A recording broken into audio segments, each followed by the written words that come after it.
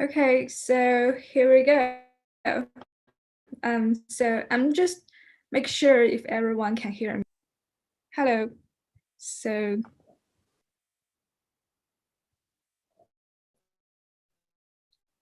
yeah, I think Yes, I can you hear me here.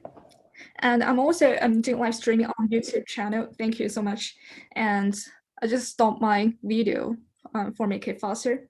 And very glad to meet everyone here. I'm really glad to have this kind of a conversation of Chilean cloud today with our two guest speakers.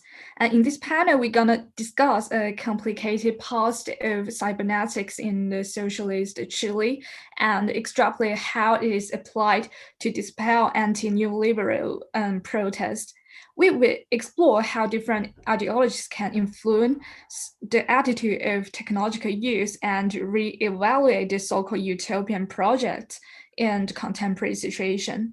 So I think most of audience have known that Werner was famous for cybernetics, but he actually does not originate the term cybernetics, and his main contribution was more relevant to popular applications with quantitative methods by the US government and defense community between the 50s to 60s.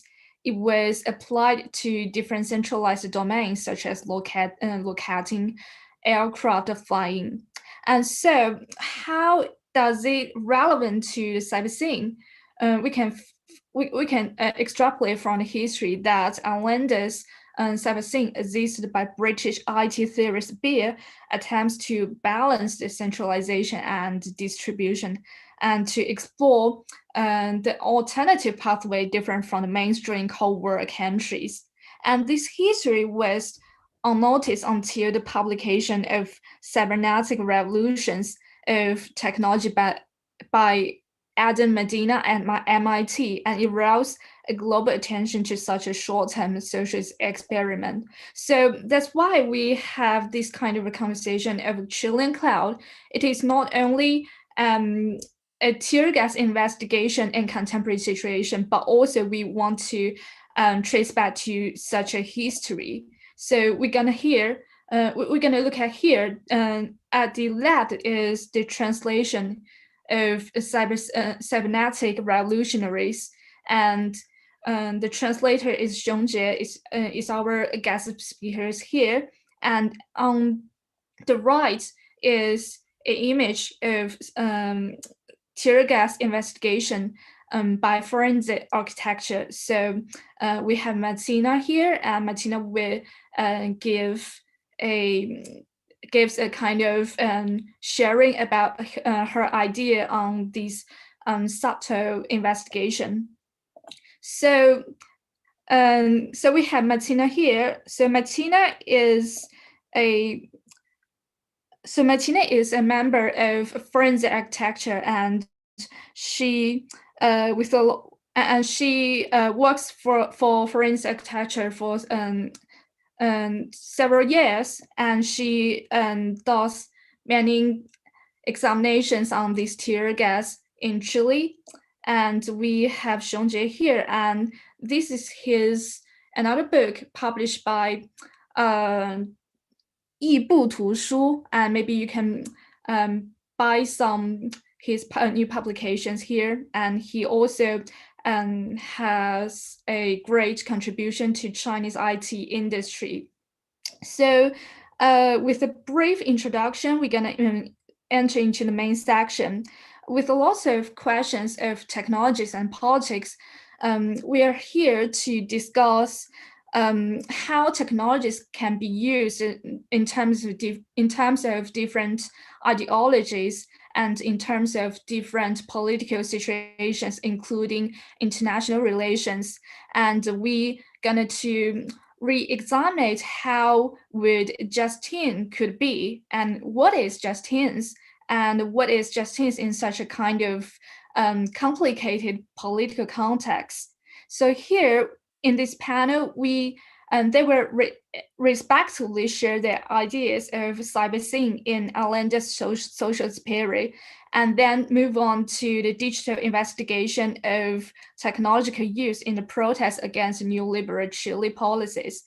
Then we will have a kind of conversation in the Q&A. So according to historical lines, let's give it to Xiongjie first.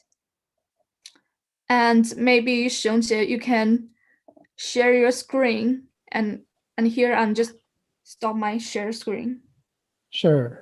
Thank you very much. Give me 1 second. Let me share my screen. I'm sorry. Okay. Yeah, thank you very much for this opportunity to have this conversation and introduce the book Cybernetic Revolutionaries and the history of Chilean, well, call it a IT history in 1970s. So, as a disclaimer, I'm not a expert of Chilean history or politics by any means. I just happened to translate this book into Chinese and know some knowledge about this very much technological project in the 1970s. But since it's such a interesting project and not many people in China knows this piece of history, I'm happy to share what I knew and welcome to discussions. So let's get started. Firstly, the history of this project. So this picture, well, this is not this project. This is Space Odyssey 2001, the Kubrick movie. And you can see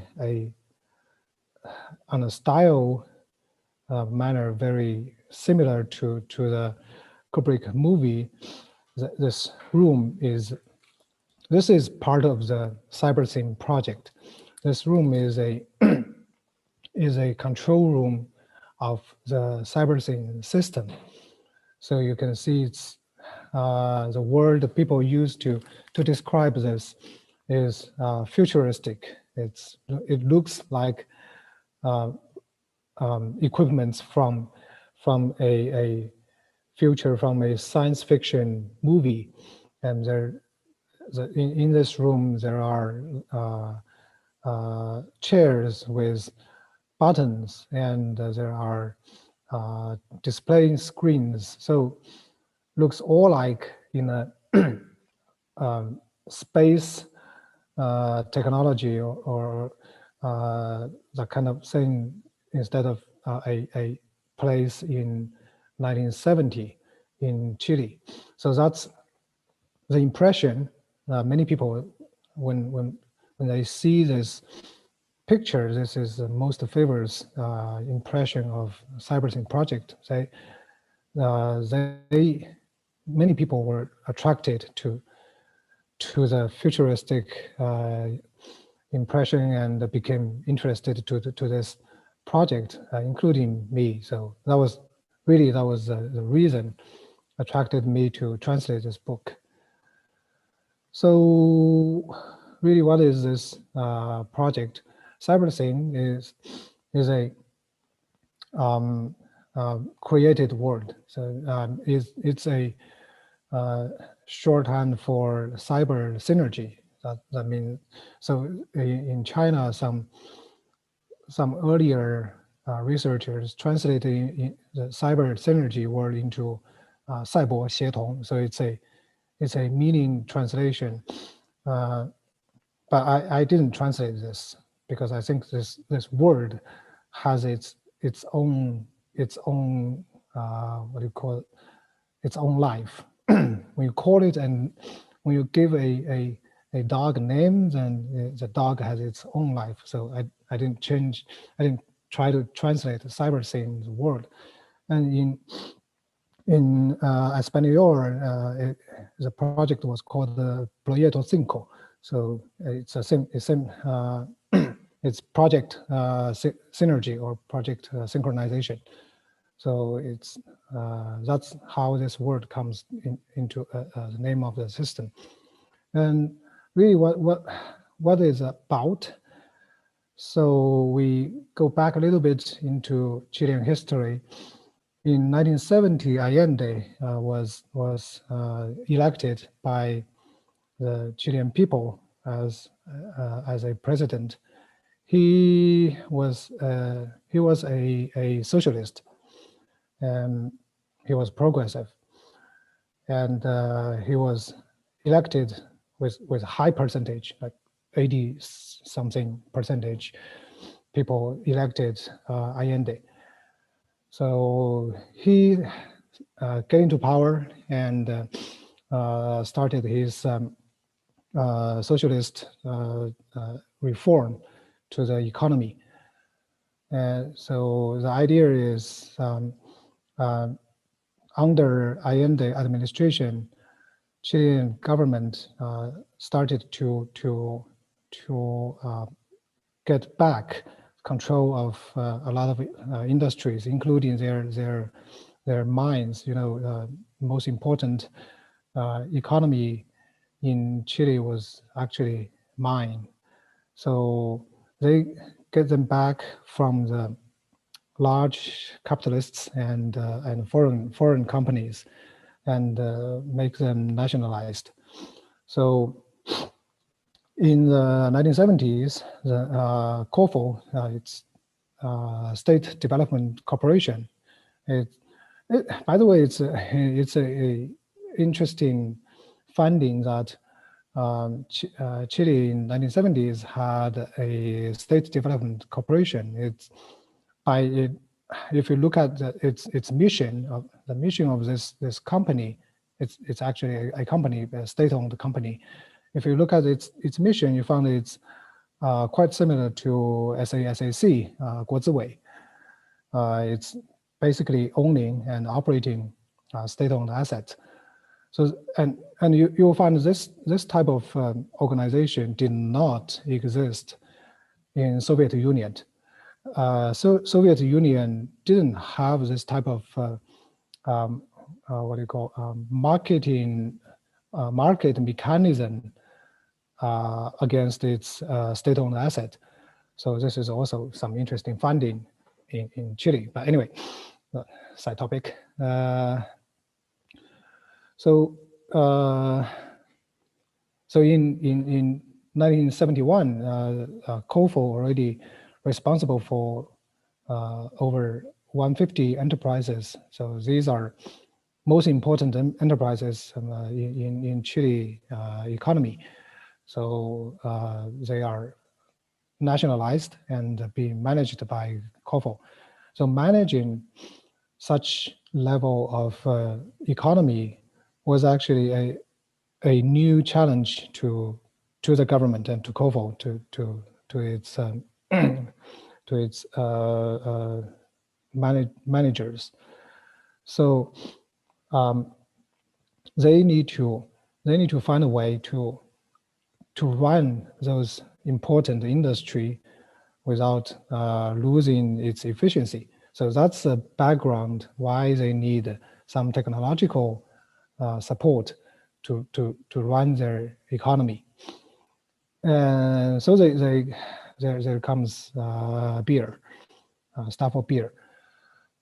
Staffel beer as a what should be the word in English? A researcher of cybernetic. He actually was from a very different background than Weiner. Weiner was almost purely from a military background. So his research was about fire control, that kind of thing. But Beer was from a biological and neuron science background. So his research was more about living things, about living bodies. about the control and the feedback mechanism in live. So that is a very different analogy to use in cybernetics. We will later see how this original difference makes them have very different ideas about using cybernetics in management. But anyway, so Beer had the idea that government could be looked as very similar to lives, to living things. So his idea is that he thought his research in cybernetic in lives can be used for government and organizational management, and his work brought interest of COFO, and so Chileans went to Beer for help and brought him from the UK to Chile to help. A coincidence, the exact day that Beer arrived in Chile, there was another visitor to Chile. That was Fidel Castro. So so Fidel was a real hero in Latin America. So people went to see Fidel and listen to his speech, and so Beer arrived silently.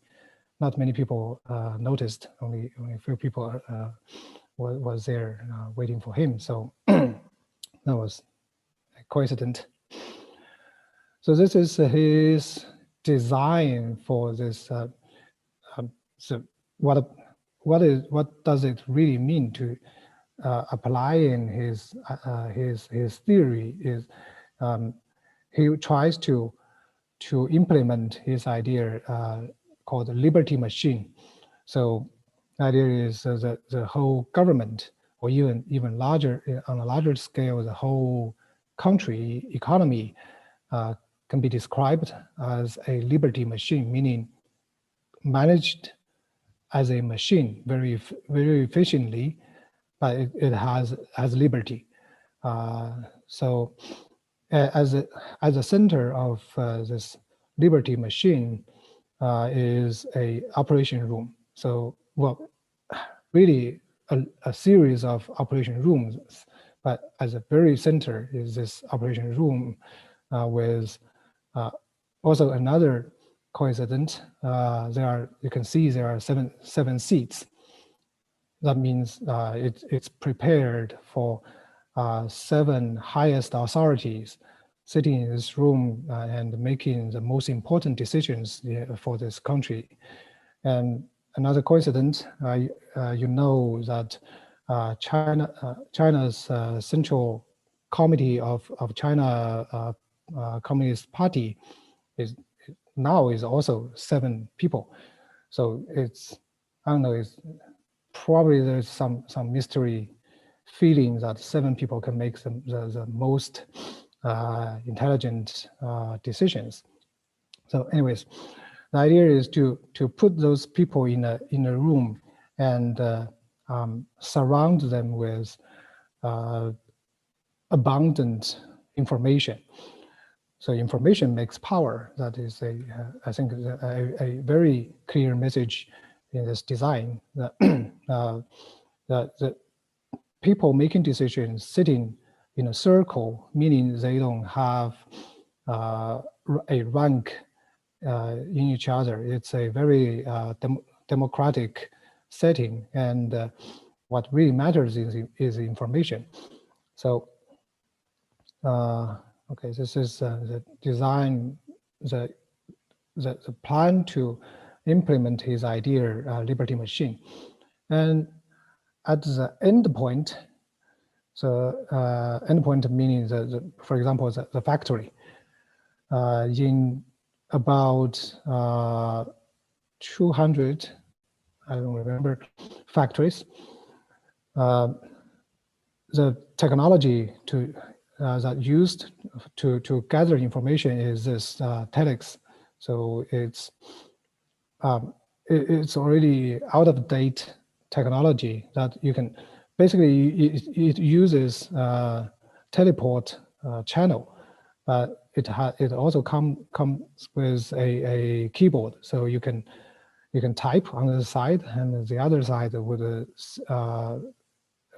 immediately receive a paper printing whatever you type on this side. So this is the mechanism being used to connect the endpoint and the center. So the idea is in each factory, there will be at least one Telex machine, so that the information can be transmitted in real time. This is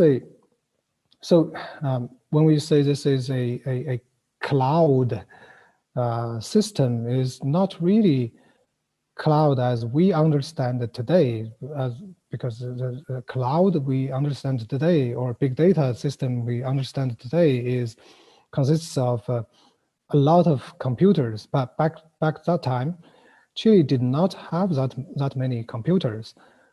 Also, part of the reason was the blockage of the USA to Chile. So the USA restricted companies like IBM to sell more computers to Chile. It's USA's old trick, just as what they are doing to Huawei today. So they didn't allow companies to sell computers to Chile, and so the purpose was eventually to overthrow Allende administration. So Chile did not have many computers. They used 2 computers in the system, and other endpoints were all Telex machines. So this is a pretty well ad hoc and say frugal system in IT manner. So yeah. So in July 2072, the Telex network was connected. So there you can see most important offices in the government were connected, and the factory plants. And before the October 1972 strike, they already installed 99 Telex machines, and they plan to install. I remember 500 more Telex machines in 1973. So we will talk about the strike later. It was also very interesting. Right, this was about the strike. So if you look at the October strike, Chile, you'll find 1972 October, many like thousands, tens of thousands trucks, and also many factories stopped working. And interestingly, so the other day I had some discussion about this. This was a very unique strike, if we use this word, strike, quote unquote, in human history, that it was not the workers rejected to work. It was in most of the strikes you see, it was the workers rejected to work, stopped working, and fight for better working situation, like the May the 1st strike in Chicago. That was for this reason. But in October strike, it was the owners, the petty bourgeoisie, they rejected. They decided to stop working. They decided to shut down their factories, park their trucks. and workers want to work, because the purpose of the strike was still to overthrow Allende's administration, because the petty bourgeoisie believed that Allende, the socialist reform, hurt their benefit, but workers welcomed his socialist policies. So the workers wanted to work. In many places, workers, when the factory owners shut down their factories, the workers broke their locks and go into the factory building and started the machines and continue working. So this was very unique event in the history, that the factory owners stopped working and the workers go back to work.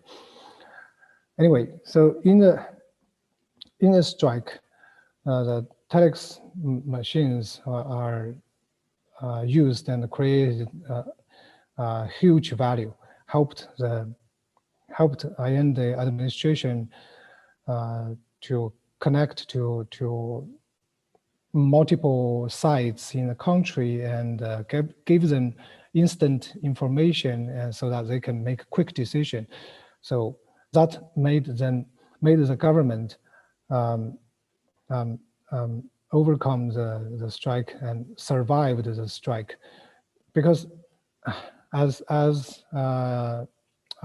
documents later uncovered, the strike was actually backed by the CIA and Kissinger. Kissinger had a lot of association with all these activities overthrowing Allende.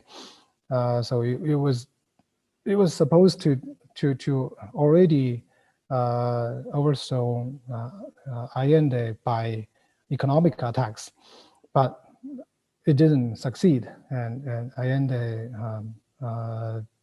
overcome the strike by partly having a technological system. So that also made the CIA more using harsher activities to eventually support Pinochet's coup. So this is history. Anyway, so yeah. Oh, all right. I have this material. So this is the Pinochet coup in 1973, and this is Allende's president's office. So, yeah, Allende was killed by this military attack, and then the military government, the Pinochet military government, stopped all work of Project Cybersyn, because it made no sense to them, because as we all know, this is already history. Chile was used as a test bed of neoliberalism economy. Yeah, the Chicago boys, the economists that led by Milton Friedman, they were invited to run Chile's economy using so-called shock therapy, their neoliberalism systems. So in this system, Cybersyn, the kind of system that did not make any sense. So they just abandoned the system. Yeah, I've spent a lot of time. So I have some quick reflection, learning from this history. So first is, what is the right analogy of operating a large system, like, for example, a economy of a country?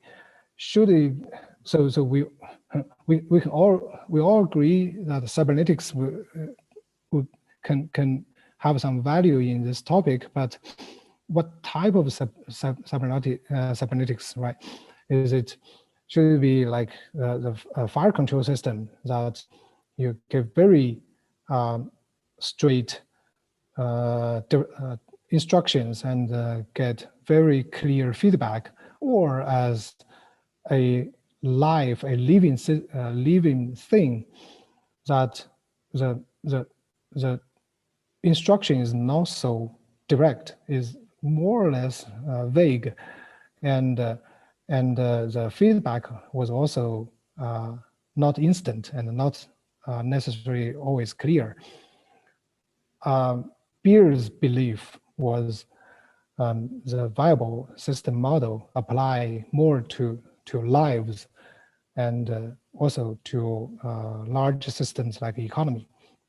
It gives autonomy to each level. So instead of having a very strict central control, you allow autonomy in each level, and you make sure each level has alignment to a mission of the whole organization, and you ensure the alignment by sharing more information. So that is the essence of viable system model. I think this model, after many years, we found it's actually working well in economy organizations. For example, this Angang Constitution in 1960s. Although we didn't see any evidence that there's a direct link between Angang Constitution and Chile's experiment, but we can find a lot of similarities in between. So you can see in the 1960s, in Angang, there was already this type of autonomous atmosphere. So this is Angang Constitution was summarized as 2 participations, 1 reform, and 3 in 1 unity. Well, this is the first time I talk about this in English. 这个叫中文里面叫2参1改3结合, and it was proved that very effective in managing a large-scale enterprise. It was actually been proved better than the Western theory of managing enterprises, like we knew that the Ford system, or scientific management theory. Recently, we found actually those systems in today's economy, especially when you have more knowledge work, they didn't work quite well and you need to have more participation in your organization, and you found theories that like Angang Constitution work better in that sense. And you can also see higher, they have very similar idea to have more autonomy in their organization. If you're interested, you can try to find Heyer's theory to read. And another interesting example is the health code we saw from last year. So we all know this little QR code, how to use it. And if you think about it, it's the health code is actually a central control mechanism that a central decision-making process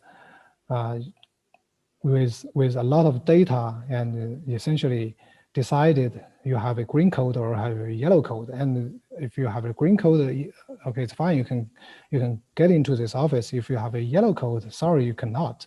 You have to be quarantined. So, however, the way of collecting information and making decisions is a very decentralized and democratic process. So, and you will realize because Xi Jinping, I remember last year, also proposed to have a international health QR code, but it was not able to be accepted. So essentially, other countries other than China did not have the capability to implement a QR code system.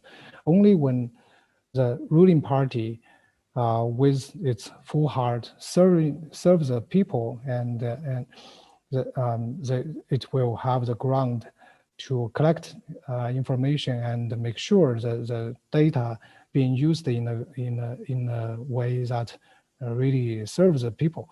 So you can see that it's more than a technological system. It's a social technology combination, making IT solutions like QR code possible to operate. Okay, so I guess I need to speed up.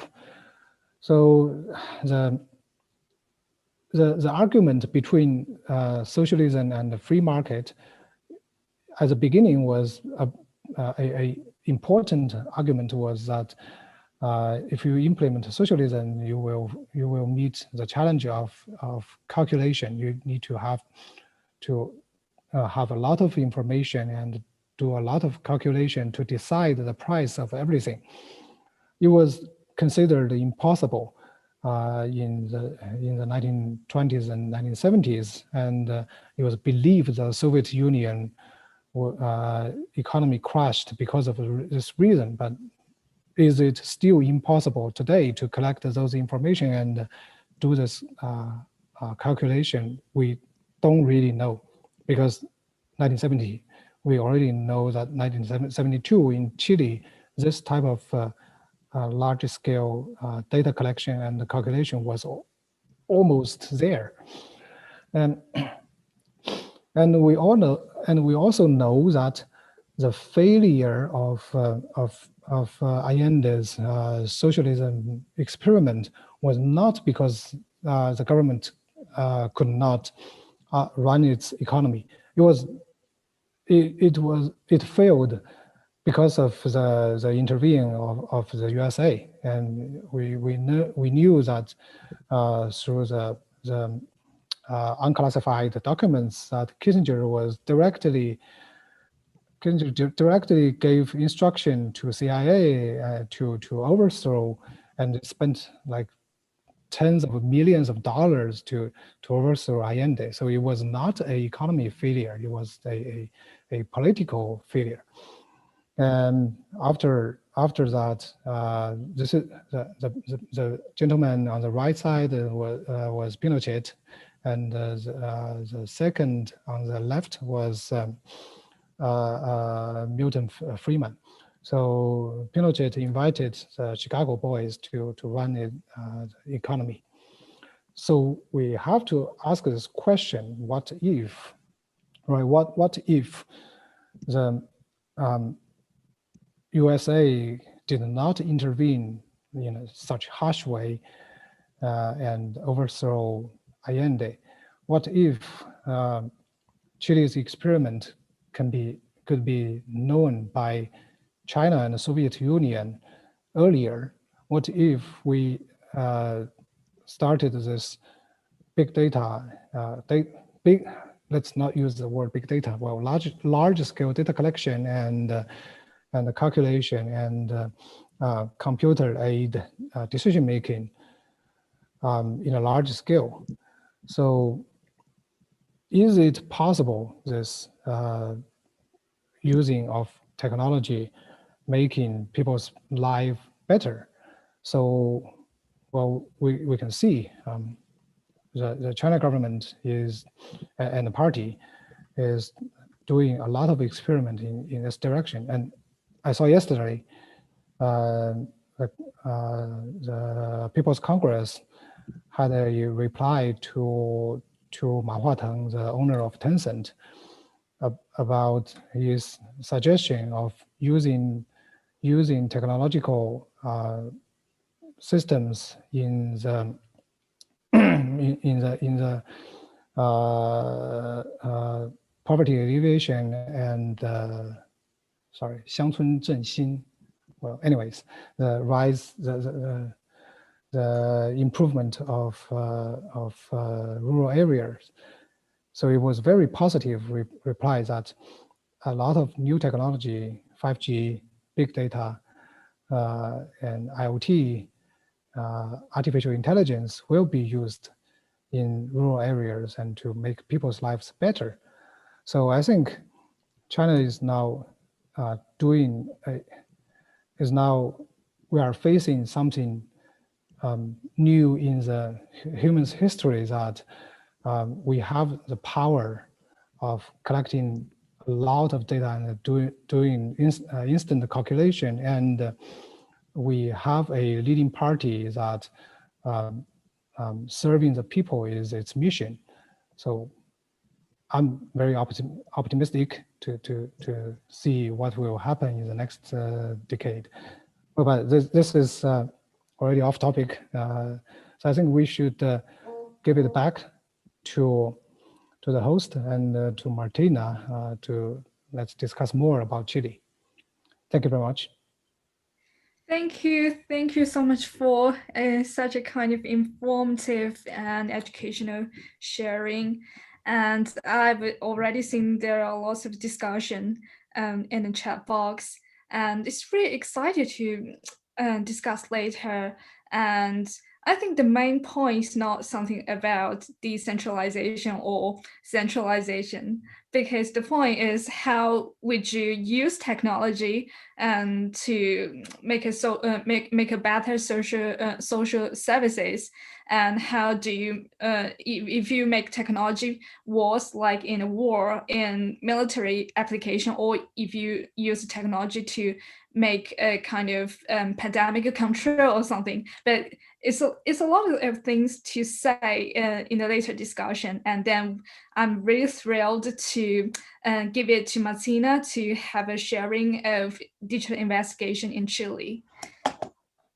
Yeah, just adding one more thing, like before we move on, because I know that Xunjie, you have mentioned a lot of cases in the historical China. So if when we go on, we can just use Mandarin to explain something that you would feel more comfortable explaining in this language. And I think it will be easy for the audience to comprehend. And I have been trying to translate some of things in our chat room, and you can also like just type in English or in Mandarin to talk to people or say anything when Martina is going on. And also we're opening our platform to receive questions from audience. So everything that's all the QAs that everyone send in will be put into a doc, and we'll go through those QAs in the end of this talk. Yeah. Great.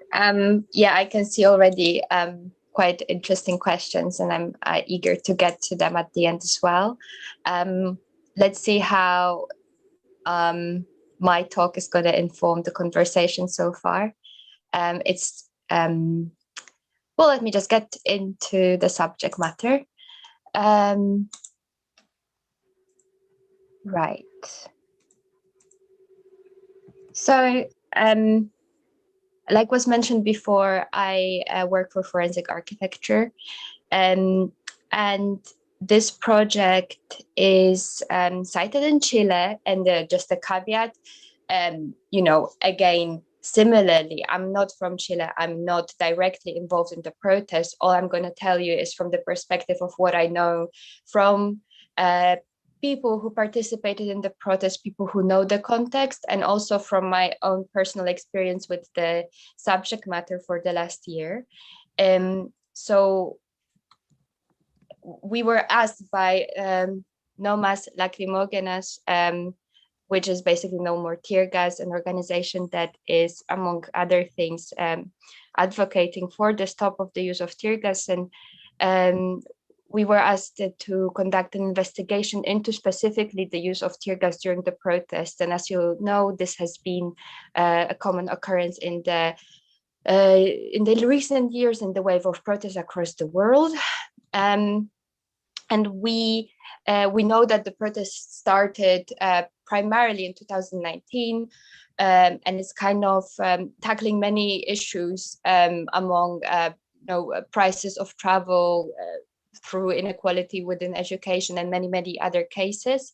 But what everyone needs to know, it's just an kind of a sign of social dissatisfaction and a social outrage.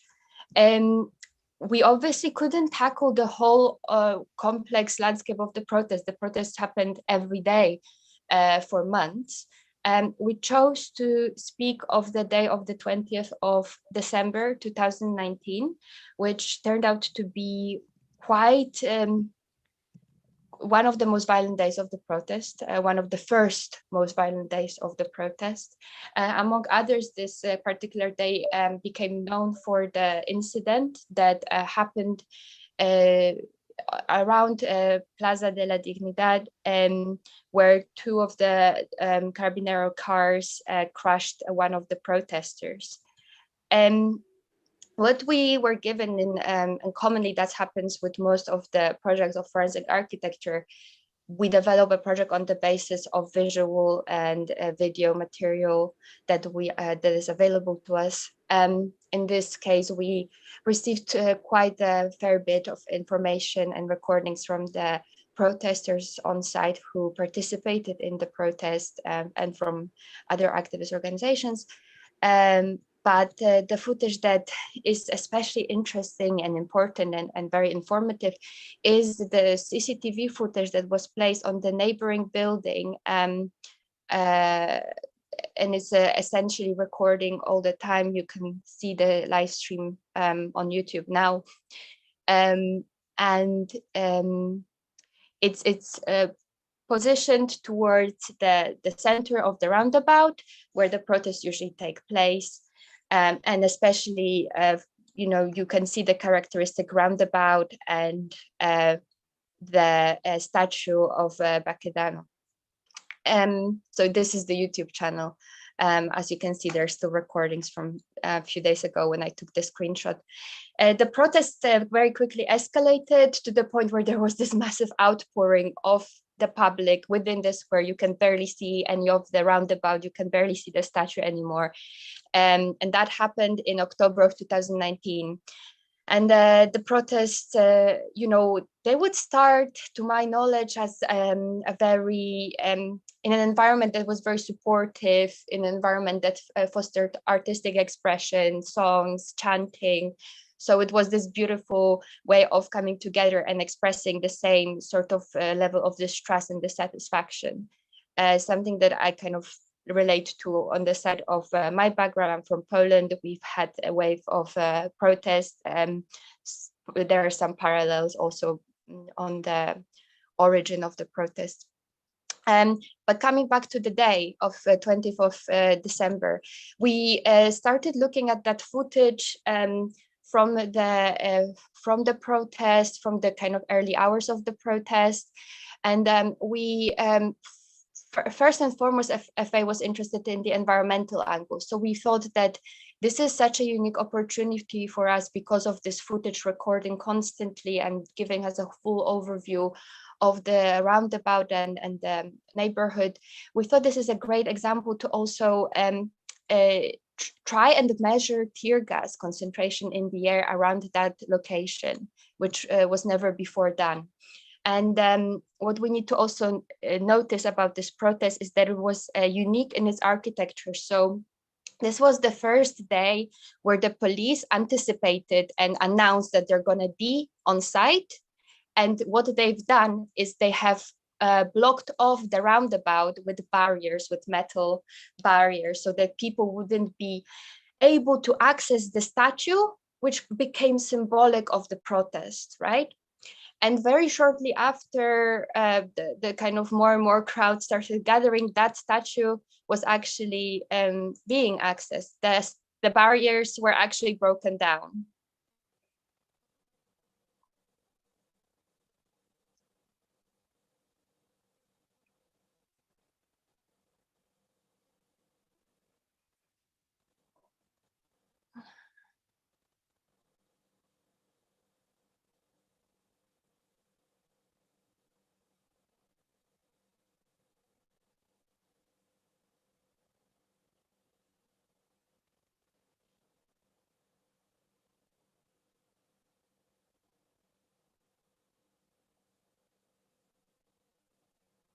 And that is the moment where more and more people poured or ran into the roundabout next to the statue.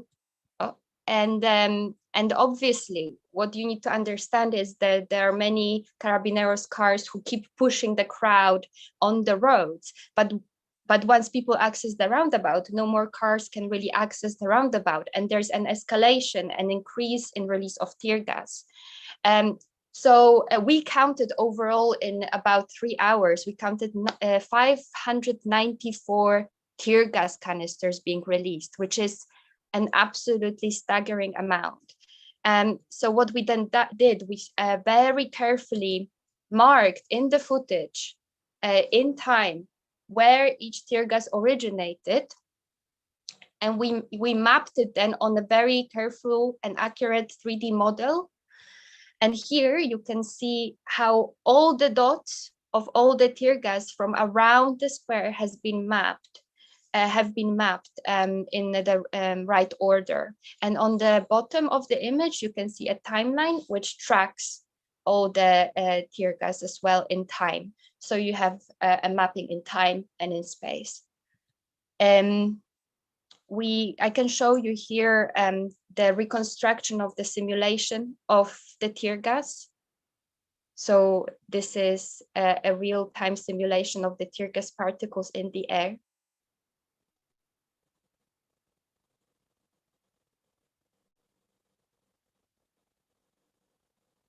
And the white spot is a sample that we took to measure the concentration.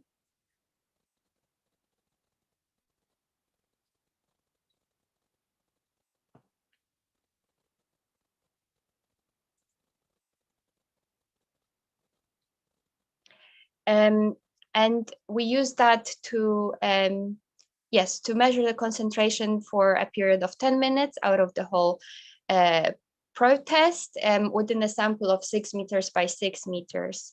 So this is a visualization of how that process went on. And this is our measurement. So this is the in milligrams per cubic meter, a measurement of concentration. And you can see it reaches in the x-axis we have time, and in the y-axis we have the concentration. And you can see it reaches, between 50 to 60 milligrams. And what we found is that there is actually a document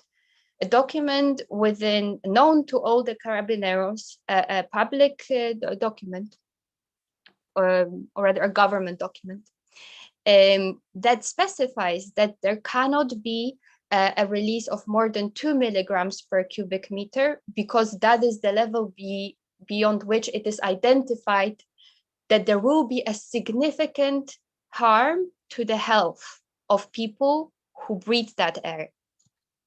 And here we can see how far this limit has been exceeded during this one protest already. And obviously there's been a public petition made regarding the health consequences reported from the tear gas by the people who participated in the protest. But also there is a significant detriment to the health of people who live around the square, or around the roundabout, some of who had to have to move out. There's another problem. It seems that despite these regulations are just words. Nobody really follows them. And you can see this is a kind of, these two images for me portray the performance of carelessness by the police officers, because you can see on the left, the police officer is shooting, and immediately a second later, he just turns around. He doesn't verify where the shot went, whether it hurt someone, where it was aimed. He's shooting with a large cannon. There's and not a very precise weapon. And he's extremely careless. It's just a way of intimidating the crowd. And this carelessness is persistent. And what we have done ultimately is mapping all of that tear gas in that one protest and seeing how it deposited on the ground. And also, what was the direction of the spread of the particles? We can see here that the particles really, were moved by the wind into the Mapocho River, and it's quite possible that all this deposition has contributed to the detriment to the environment. So it was carried by the river into the neighboring fields and affecting the fields. So through that project, what is very important is we created a link between violence, police violence, and riot control violence and the environmental violence. These two are very much connected. What we also see here is very actually interesting, and is the role of the Roundabout as a recording of a social movement and a collective expression of political views. The main central statue of Baquedano has been repeatedly filled with graffiti expressing people's anger towards the government and expressing themselves, really, which is necessary. And in itself, the statue becomes a recording of this whole movement. This is a scan by one of the people from the city, Ignacio, who has scrupulously created this photogrammetry model. And I think objects like that are becoming especially important in the context of recent protests, and they become artifacts that really tell the story of a protest. And in a way, because of this location, because of the recordings that are being provided by the public, because of their constant and relentless occupation of the Roundabout, this statue and this place becomes a symbol of this whole movement, and becomes a symbol of a transformation within the society in a way. And here we see, in contrast, the president, Pinera, who's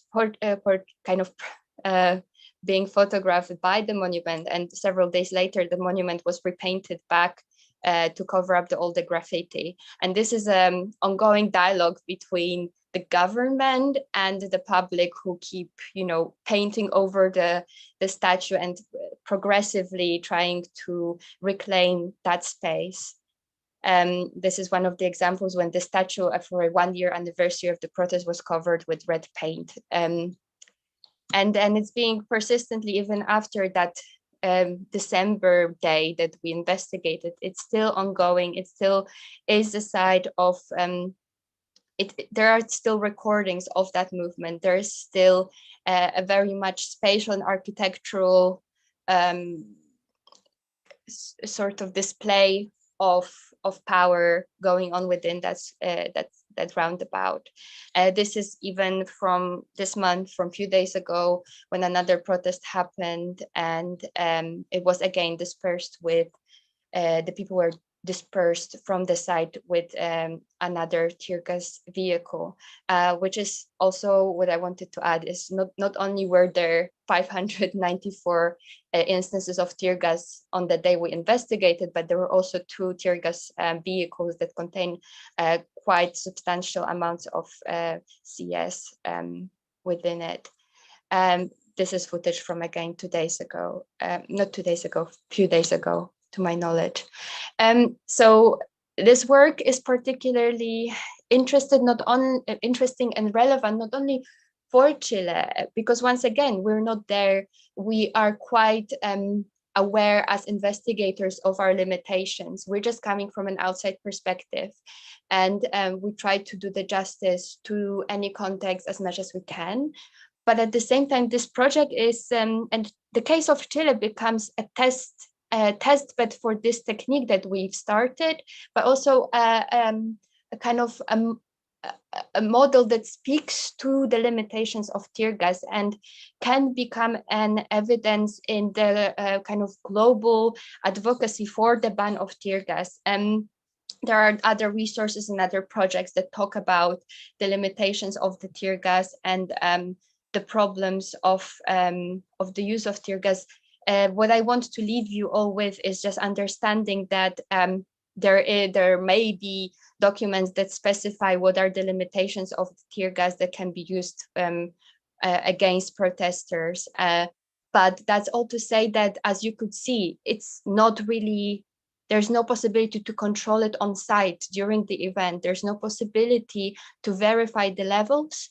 And therefore, for that very reason, tear gas should be banned, because it simply can't be controlled, right? It simply can't be recorded. It simply can't be can be verified. And this is to speak, this is also the problem of the concentration of CS that is caused by tear gas release in the public zones is only one of the problems. There's been cases all around the world and also in Chile where people have been hurt, physically hurt by the canisters, burned by the canisters. There's been tear gas shot high up at the buildings, and even in Chile it has caused fires to private flats and fires to a construction site very close to the roundabout.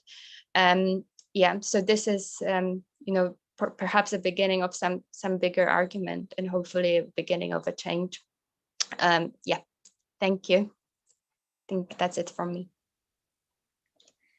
Yeah, thank you. Thank you so much. So Martina actually is elaborating more from neoliberals and protests and to regard tear gas use from international perspective and to maintain the justice and democracy from more international perspective, as we argue for human rights or something. So that she analyzed a lot from footage and used a lot of technological modeling. And so it's really nice to see such a kind of conversation from different perspectives, because I can feel that maybe for Jeff Sheng, he is more from a Chinese with a little, a socialist perspective to extrapolate the historical details to understand how technology can be a kind of alternative use. And for Martina, maybe she is more like standing from a kind of nonprofit and nonprofit NGO, and to maintain how human rights can be reclaimed in such kind of digital investigation. So I'm really looking forward to more discussion about that. And so I've seen a lot of discussion in the chat box, and I have 1 to 2 questions to Jeff, and then we can move on to some questions to Martina. And so the first question is, as you didn't translate Cybersyn into Chinese, so how would you understand Cybersyn, the words of Cybersyn? Could you please elaborate more? Because I feel like Cybersyn is kind of balance or like interaction between cybernetic control and collaboration. So how would you understand this kind of relationship? Because actually there is no balance. So as many audience said, the techniques and the technology is not neutral. So how would you understand this kind of collaboration and fusion? Okay, thank you very much. That's a very very good question. So yes, it is important to see the in the two words, Cybersyn. Cybersyn at its source means control, right? So and synergy. Synergy means you have to have different people and make them aligned to a mission and give them autonomy and have synergy in their autonomous activities. So there is a tension between cybernetic, especially in its military sense, and synergy. And this is a very good topic. If you want to dig this topic, you can dig very deep. For example, this, why we had Angang Constitution in 1960s. It was because Mao Zedong at that time sees shortages, the problems of the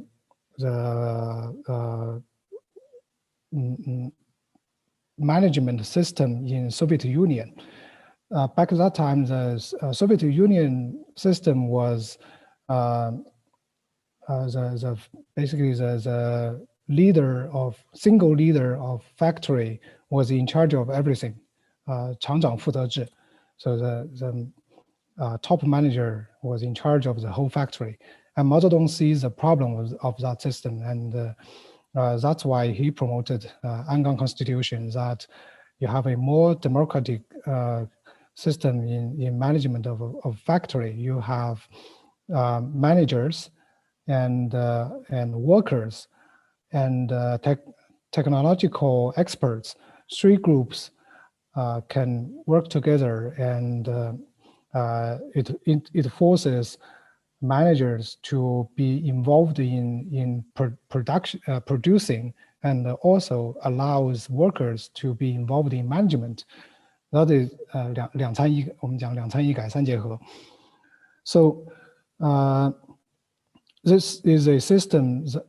This is not a system of mechanical control of people. It's not a system of having machine to decide which people should do.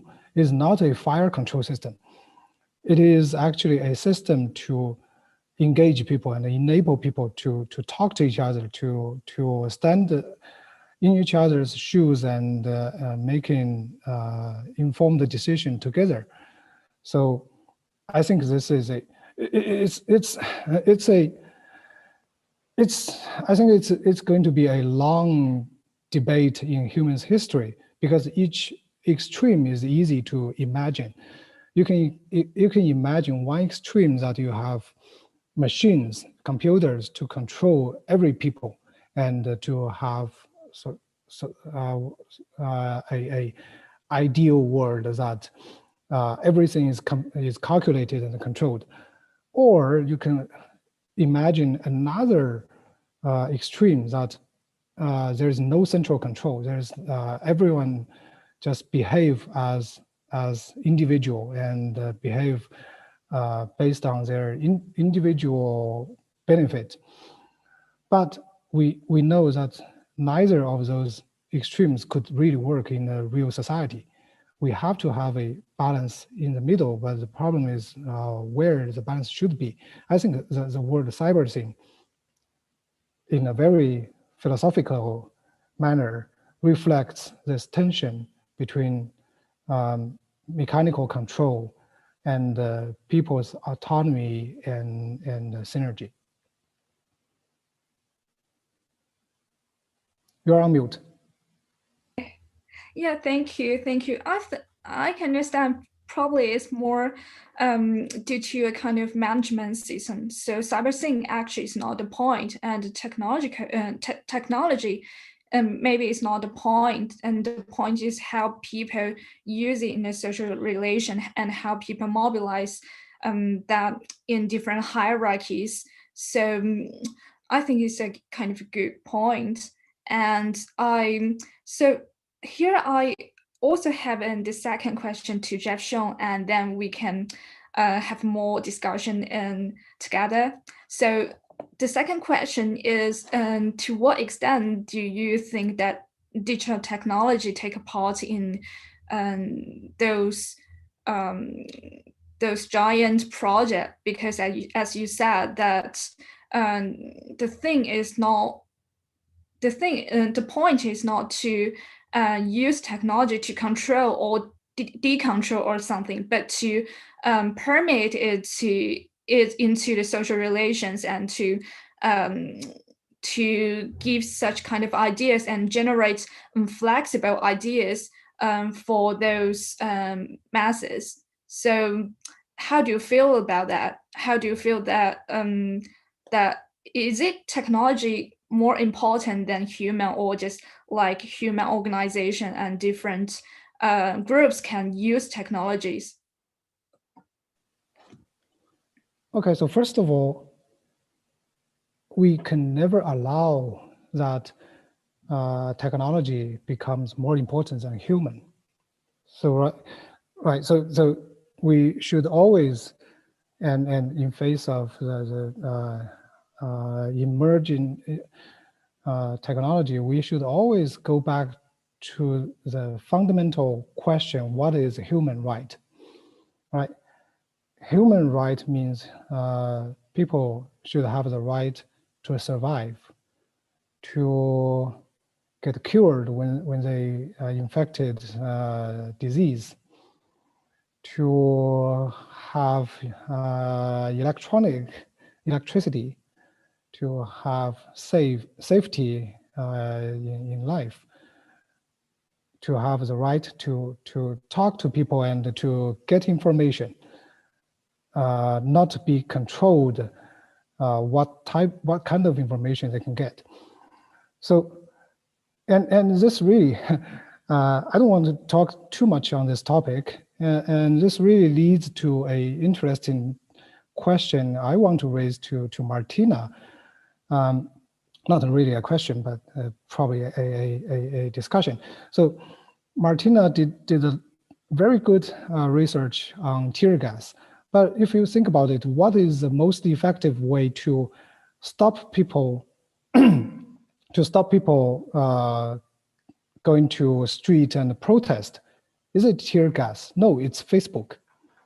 If you control Facebook, you can control when and where people go to street or not to go to street.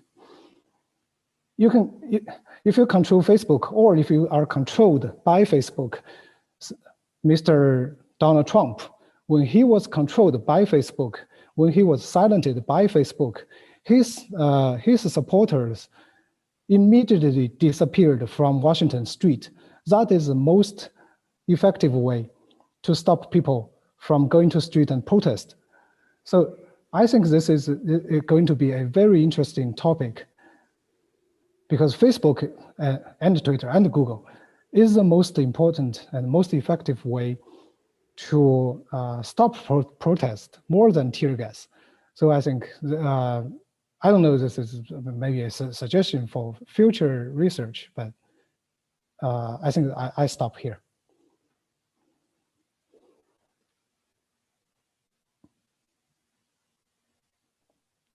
Yes, I can. Yeah, thank you. I understand. And you just raised a really intriguing question to Martina. And so maybe Martina have some ideas, and do you have anything to say? And you can see there are lots of discussion in chat box, and also raise a question to you. And yeah, I think there's so much to unpack. I think primarily, of course, you can use technology to suppress a protest. You can use technology to suppress expression of your opinion, of people's opinion, right? But the power of a public protest and why it still persists is that it is truly the only way you can express yourself and show that participation in the physical space without those technological restrictions, in a way that also takes, in a way that is spatial. And I think we cannot forget about the importance of space, because by taking the ownership of the space, by taking the ownership of one of the major points in a big city, you are in a way standing up to the power that opposes you. You are physically expressing your own power and your collective power as a crowd. And that is something that I think it will always, and it does always speak so much more in any context, right? That's why we have a global wave of protests. And like you said, these protests stem from very different backgrounds. They express very different opinions. They express different problems, but they are that tool that is left for everyone to use.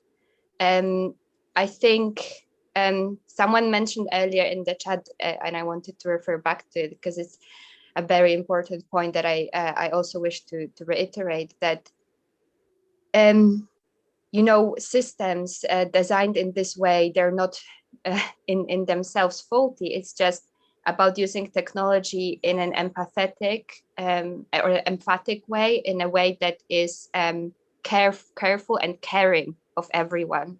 So caring of people's privacy, but also caring of people's right to express themselves. And in the terms of the project Cybersyn, I think, having been introduced to the text quite recently about the project itself, you can there are these questions that I'm just so curious how that would develop, and when we would get to those exact questions, the question of, okay, we have a system, and the system does make sense in the terms of staging of collection of information, but what would be the way of tracking of the information from the very source up? The way it was described, it would be that personal information and kind of personal data would be then translated onto a system of, say, more arbitrary representation in a statistical way.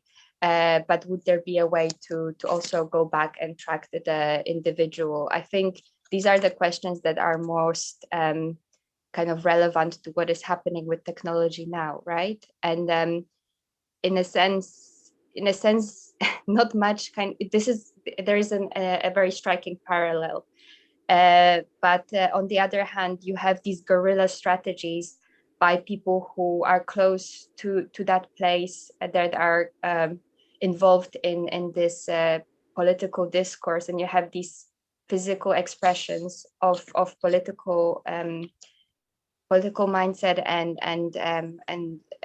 opinion. And I just feel like that's something that is so well curated by the activists in Chile, in a way that they created this kind of God's eye view that is recording the protest at all times, in a way that people use technology now to archive the protest, to create a virtual representation that is kind of stepping beyond the media representation. So people are able to retain a voice in a way that was previously kind of unimaginable, and in a way that I think this is extremely valuable about this particular protest, and it speaks to that side of things. But also, I think the other thing is, well, maybe let's leave it here and see if there's more to that point, and then I'll continue on the other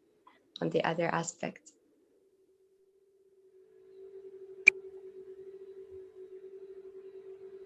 Yes, good. Yes, I think you get the right point, and maybe as you said, that we probably need to look at case by case. For example, Chilean protests so different from another protest, and actually yesterday when we had a test, there was a discussion about different protests in different worlds currently. And although the tear gas has been used for suppressing protests for like 100 years, and since the World War I, and it was normalized so far, but actually the tear gas use is not the point, but the point is how would cope, or how would those police to do next with the technological control. For example, for Chilean, those young students to raise try to raise protests against neoliberalism season, and they want to argue that it's not rational to raise those transport fare. But for like I don't want to mention Hong Kong, but actually, yeah, Jeff Xiong, yes, and had mentioned that Hong Kong is more like to create a kind of neoliberal world for a better economy and or something. Maybe the case is so different. So, and do you have any like idea on this specific like Chilean case? I'm just raise a question to both of you. We just need to focus on Chile because this is like a Chilean issue. And as you all understand, that Chile has understood a kind of socialist country for only 3 years and then move on to the neoliberalism country. And there is a almost 20 years dictatorship and then move on to a kind of more neoliberalism regime. So how do you feel about that? So is there any technological control applied to different ideological development in Chile?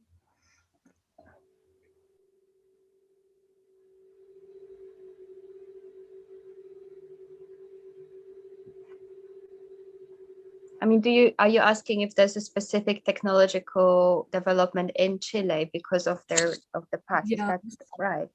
Yes, yes. How do you feel about those different attitude towards technology in Chile? Yeah.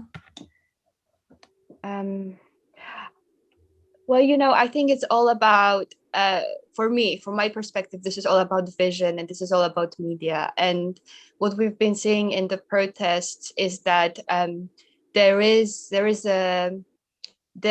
are these tactics now by the protesters, which also we have seen in other protests, of using the green laser beams, right, to disable the recording or disable the vision of the carabineros. So there is these ever more complex ways of now not only controlling the situation and controlling the narrative by recording, but also in this media complex, controlling the ability of others to record. And what we see across the world, again, just to give you a comparison, that's become a case. So we see in many protests that the people who are attacked first in a crowd are people who are holding cameras. That there are the people who get most hurt are people who are journalists. There's been cases in the States, there's been cases again in Poland, cases in Israel. So there's that's the new landscape, right? Because a person who has the ability to record has now ability to speak. I think in general, from our perspective, from our work, through our work, we want to encourage ways of controlling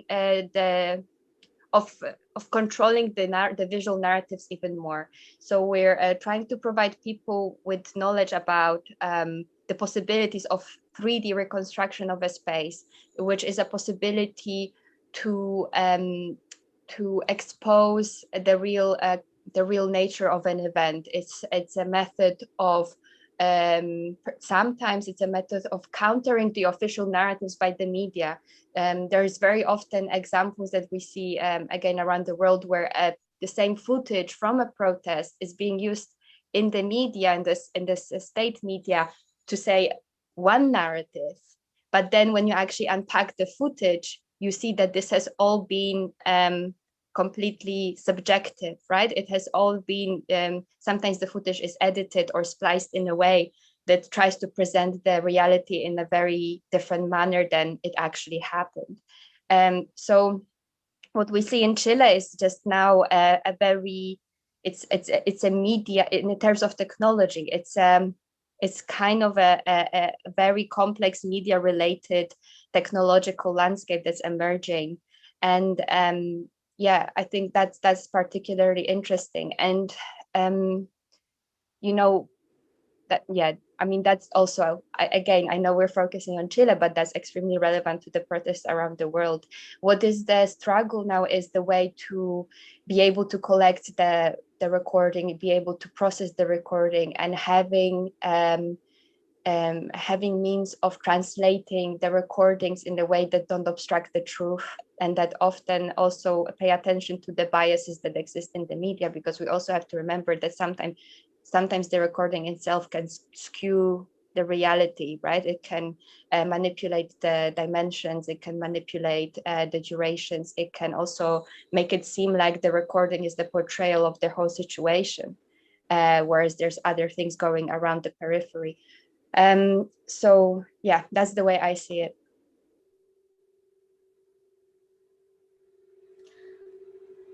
So I originally have a question about the methodology of the forensic architecture, because as you have shown to us, especially through the 3D modeling, like that you guys are putting up a way is develop a methodology that to collect those material witness and to restore a kind of narrative, and which will reveal all the participants from a more like a neutral or objective perspective. So this is a question that we have like talked about before, but I think probably it's worth mentioning, like with those audience, that what's the end of this methodology. And you have mentioned that with this like 3D modeling, that we really create another narrative different from the one we have seen in the social media or in the mainstream media. And I know that the forensic architecture have participated in some of the activism or court issues, and I want to know what's the next step for this tear gas investigation in Chile, and how do you see your relation with those protesters in this event? And because as you mentioned, like I think like air is the tear gas, the air, the cloud, those are real things that happened on this plaza. Those are also metaphors that we are all connected on a cloud platform. So it's also this cloud platform that enables a participation from forensic architecture in this like specific Chilean event. So those are like two-part questions. So first is that what's the next step of this investigation, and how do you see how what vision does this methodology present to us? And then the next one is that how do you guys do your relationship with those protesters and those specific cases? Yeah. I think what you can see in this project is a real balance of the scientific kind of perspective and then a human perspective. And I think when speaking about these methodologies, I want to communicate that we're not only just trying to be countering the official guidelines, that we countered the prescribed levels of tear gas that are allowed, or we're trying to, in a sense, conduct just a scientific study. We're also very much trying to communicate all of this through personal stories and personal account. And these are for us not separate, they're extremely connected. The cases we worked on tear gas, in other contexts. So for example, a project I also worked on in France in last year, it really very much introduced the problem of tear gas through a very personal story of a personal harm by an older lady in Marseille. These are the ways we should really talk about these things. So rather than trying to abstract and express concerns about control and systems, so to which level do we control or allow, to which level do we govern, I think it's the way we should start these discussions is very much from a personal, let's call it zoomed in level, right? And in terms of future, that depends. I'm not the one who says what to do about it. I think there is a pressing need for an international tribunal that would discuss different cases together and establish a common voice across really globally when it comes to regulation or actually banning of tear gas, right? Like how can we build a better case to speak to the totality of risks, the kind of commonalities between cases, but also the specificities of particular incidents. And that's a challenge. It's not that we're the only people who obviously worked on and keep working for this cause, for the banning of tear gas. There's, you know, like I mentioned, Amnesty International, there's other organizations, there's other activist groups, obviously. So the challenge now is how to establish a way of working and a way of communicating that unifies the evidence, unifies the voice, that allows for establishing of a forum where all of this can be processed and discussed. Without losing the very human perspective and without losing losing, you know, kind of that focus, the focus on the well-being of a human, the focus on human rights. Yeah, that sounds I think it's pioneering that actually you guys are constructing a type of evidence, and this evidence would like supplement the original evidence or witness pool. Yes. And create another like another kind of evidence. And then the other issue probably will be that how accountable this evidence is, and how many people would accept its accountability on an international or on a forensic and a court level. It's just an issue that I thought about like when you talk about it. And I think maybe Jeff, you have other things that you want to say about it. Sorry, can you repeat the question? I don't think I quite get. It's not really a question. Is I think that the forensic architecture, they are putting up another type of evidence, and they're really having their own methodology of constructing or building accountability of this type of evidence. And it's also not only pointing towards human rights, but also pointing towards how we envision truth. So, and I think those are like kind of universal issues, a larger concept and visions that this work is putting forth. Sure. Yeah. I agree. No, I don't have much to add on top of it. It's always a dilemma in news and communication. You know, what is the fact you should be telling, and there are just infinite facts that you can pick, and really the picking process in many cases is a really ideological process. You decide what facts to pick to put into your narrative. That is really where the ideology doing its work. So.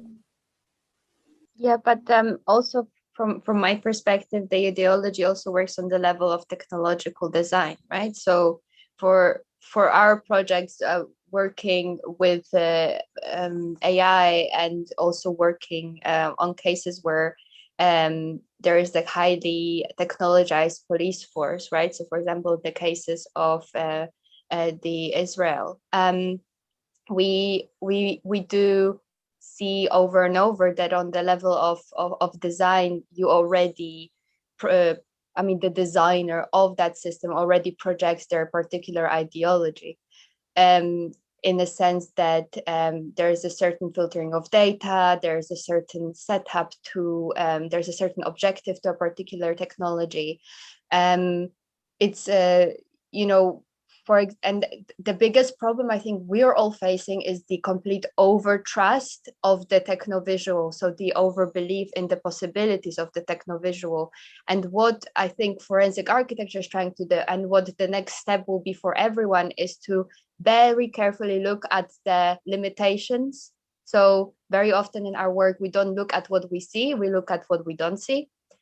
To look at the biases. So again, how we are as humans conditioned to read something. And we're looking at the lapses, so where the limitations of technology are. And unless we always pay attention to addressing these issues, we will not come to a place where visual evidence can be treated as a valid evidence, whether it be in court or whether it be in the court of public opinion.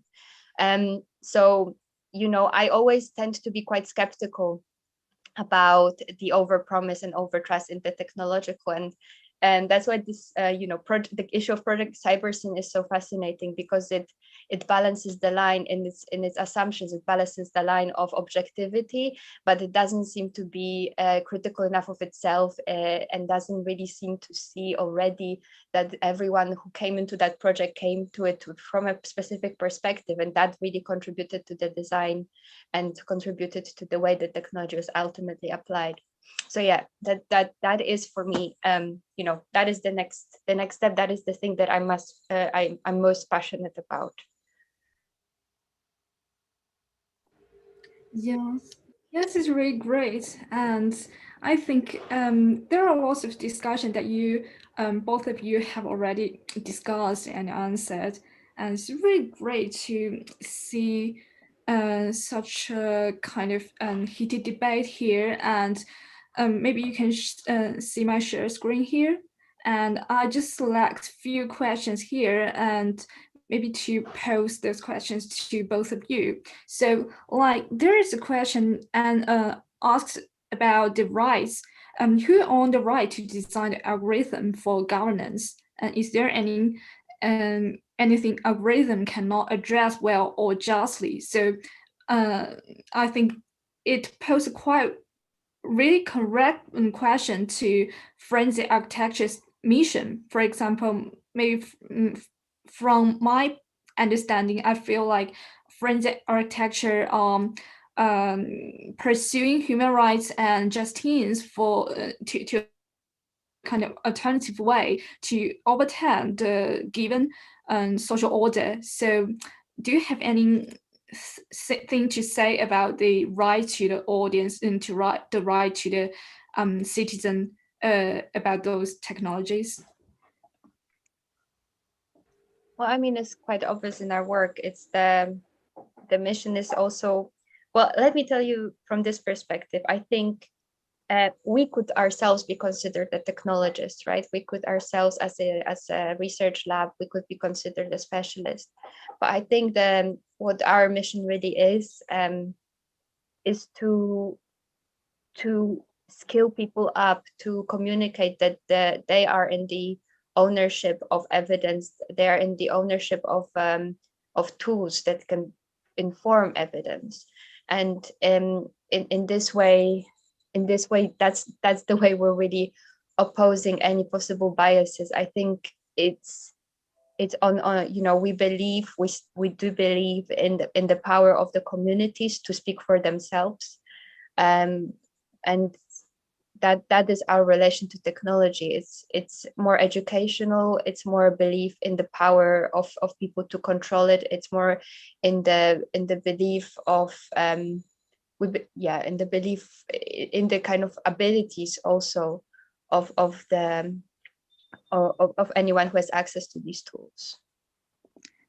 Yes. So how do you feel like about that? Maybe Jefferson also have some ideas, and also see there is a lot of question, and it's really interesting that our audience have already seen that there is also another curator and writer, Junyuan here, and Jeff and Junyuan actually shared some ideas about Cybersyn network in the reality. And is there any specific and complicated network in the reality about cybernetic. Yeah, maybe Jeff, Sean, you have any idea and want to share to the audience? Yeah, I was still reflecting Martina's thinking to the question of who has right. I would, you know what? It leads me to. It reminds me Mao Zedong's speech in 1942, the Yan'an Forum of on literature and art. And essentially what Mao Zedong said was, it is important for literature and art workers to consider the people's need. So at a very abstract level, who has the right? It's the people should have the right for the tool of governance. So the people should be aware, should understand what kind of tool is being used, should have the right to audit and to disagree with tools usage.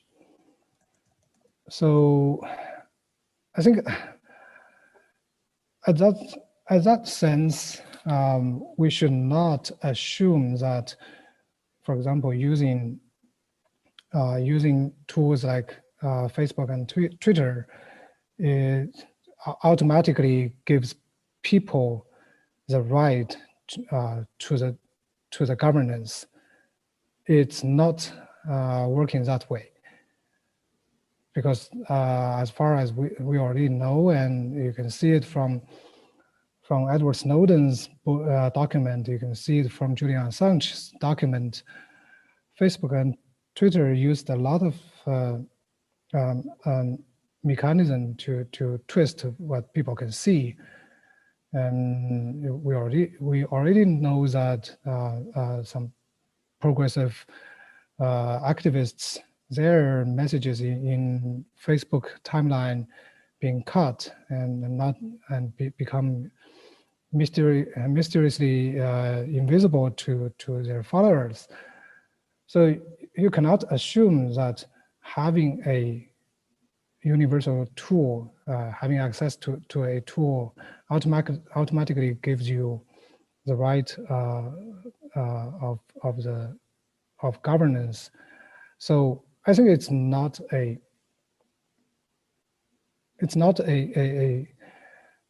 question that have a single answer.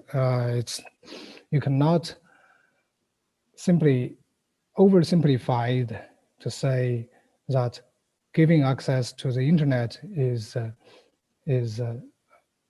ideal case, or having a intelligent government is the ideal solution. But I think we should always seeing those cases not just through the surface, not just to see what type of tools being used, but also see the ideology behind each case, and to understand when those tools are used, are created, who are they really serving? Like, for example, in Martina's case, the tool is created to serve the need of the people of Chile. That's what I assume. You can see I don't have a good judgment to the Chile's politics, but I assume it's serving the need of the people. And yes, in some cases, if you consider if the technology is serving the people or serving the capitalists, it will affect what kind of technology you invent or you create, but also in some cases, technology is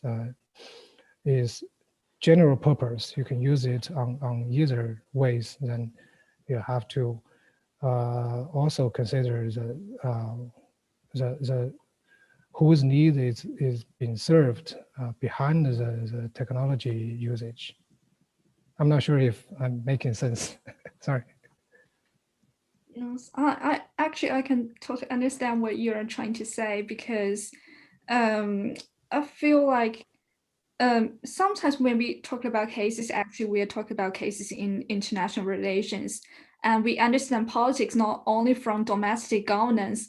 The politics is not only the governmentality, but also kind of international politics. So I feel like Martina's case in tear gas is more focusing on the human rights from a kind of domestic cases, but Jeff's perspective is more from like international blockage, such as the case you mentioned, that the US has done a lot of things about economic ban and also political ban towards socialistic country, including Chile.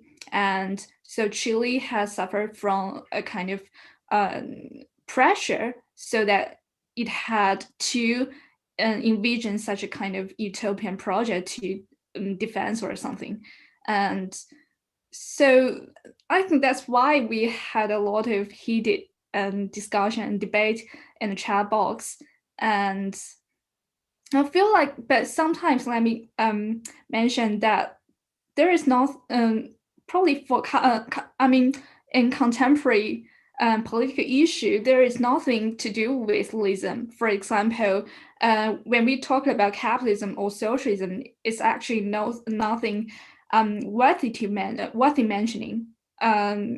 Like French architecture is based on Goldsmith, and that's what in my college as well. But I feel like Goldsmith is not actually maintaining their socialism or something, but actually they're only to do something that they think they can, like to improve the justice and improve the society, and for maybe for like China or something like. There are lots of cases. It's nothing to need to erase the flag of ideology, and as soon as we are doing something, and I think that's a kind of more evaluative way to think about political issue. And Yishen, probably do you have any idea or questions to those, or do you, yeah? I think it's at a very good point for us to draw a conclusion. Not draw a conclusion, but to like wrap up. And I think Xue has did a great job of putting up these two different topics and the methodology together. And thanks to all of our audience that you have contributed a lot of good questions in the comments, and we see our chat box has a lot of heated discussions on these issues. So hopefully that this panel would be like a catalyst for us to start some discussion. And of course, like within the 2-hour limits, there are very limited issues we can discuss and review. So just recommend to everyone this like awesome book on the cybernetic revolutionaries and the awesome methodology and the project that FA is doing with those researchers. Yeah.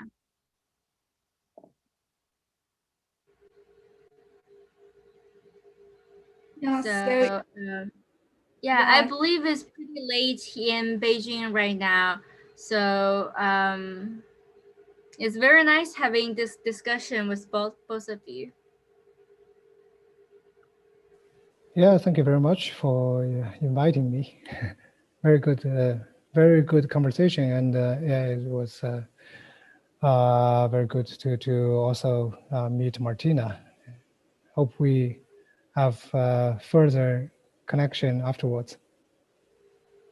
Yeah, it was definitely interesting. I think, yeah, we didn't manage to get into in depth. I think it's the nature also of the two projects. I think that there is a big limitation in us not knowing the context well enough to speak to it. And that's why we tend to fall into generalizations in this conversation. Ultimately, I would like this conversation to be maybe done again, with the actual people from Chile who can relate, and also perhaps from different backgrounds who can relate us more to the history and see whether there is even a relationship, right? Like whether there is a specificity in how technology is being appropriated or used because of the project Cybersyn, or because of the complex relationship to technology in 70s. So yeah, that's from my side. It's definitely something to think about.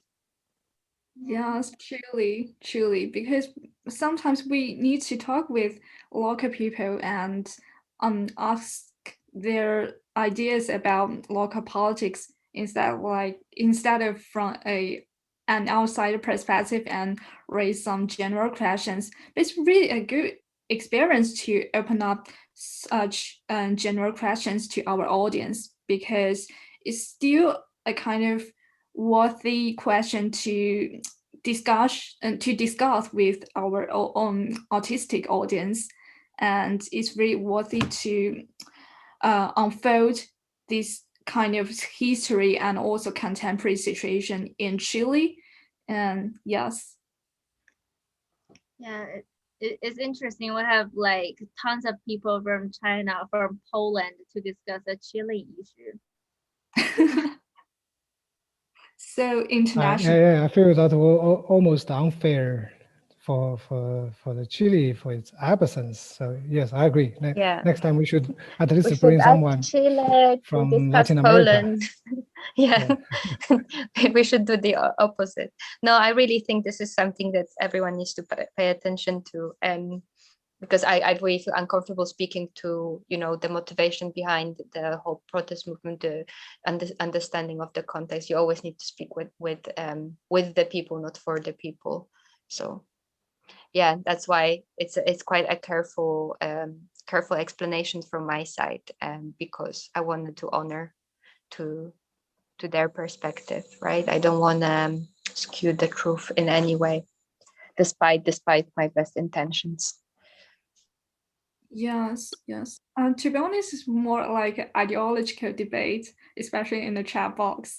But from my point of view, I feel like ideology is more a complicated issue that we need to look at historical details and like analysis case by case, as Martina said. So hopefully we will chat more on WeChat group and also post something on Twitter so that we can keep in touch and know more about details. Great, thank you. Thank you. Thank you. Bye. Nice to meet everyone. Bye. Thank you. Bye. Ciao. Thanks.